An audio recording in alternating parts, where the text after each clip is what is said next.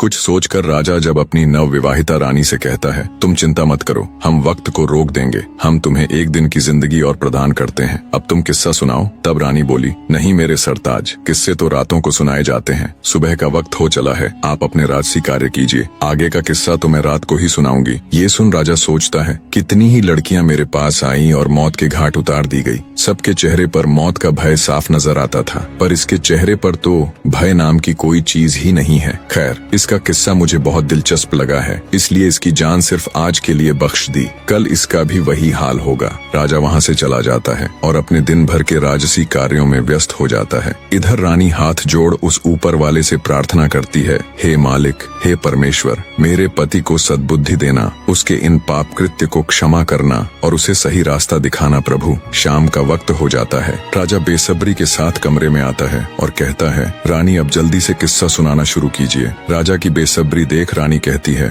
थोड़ा सब्र रखो महाराज, मैं आपके लिए खाना लगा देती हूँ, पहले भोजन ग्रहण कर लीजिए, फिर मैं आगे का किस्सा सुनाना प्रारंभ कर दूंगी। और राजा को खाना परोस देती है। राजा बोला, ये तो नौकरों के काम है, तुम ये क्यों कर रही हो? रानी बड़े प्यार से बोली, नहीं मेरे स्वामी, यह एक पत्नी का कर्तव्य होता है कि वो अपने पति का ख्याल रखे। राजा बोला, तुम्हें कौन सा मेरे साथ पूरा जीवन व्यतीत करना है, और वैसे भी आज की रात के बाद तो ये काम नौकरों ने ही करने हैं। रानी बोली, हे स्वामी, आज की रात ही सही, पर आपकी सेवा करने का मौका तो मिला, मरते समय सुकून से मर सकूंगी, जितना भी समय मिला अपने पति की सेवा तो की। ये सुनकर राजा के दिल को बहुत सुकून मिला, लेकिन तभी उसको अपनी बीवी की बेवफाई याद आ गई। राजा गुस्से से बोला, ये फालतू की बातें मुझसे न करो और जल्दी से किस्सा सुनाना शुरू करो। राजा की बात सुन रानी किस्सा सुनाना शुरू कर देती है। व्यापारी की बात सुन थोड़ी देर विचार कर दैत्य बोला, अगर मैं तुम्हें कुछ समय की मोहलत दे दूं तो क्या गारंटी है कि तुम वापस आओगे? व्यापारी बोला, हे राक्षस राज, उस ऊपर वाले की कसम खाकर कहता हूँ कि मैं अपने कामों को अंजाम देकर यहाँ जरूर आऊंगा और खुद को तुम्हारे हवाले कर दूंगा, मेरा विश्वास करो। दैत्य बोला, ठीक है, मैं तुम्हें 40 दिन की मोहलत देता हूँ। व्यापारी दैत्य का शुक्रिया करते हुए अपने घर की तरफ चल देता है। कुछ दिन के सफर के बाद वो अपने घर पहुँच जाता है। व्यापारी को घर आया देख उसके बीवी बच्चे खुश हो जाते हैं। उसकी पत्नी कहती है, स्वामी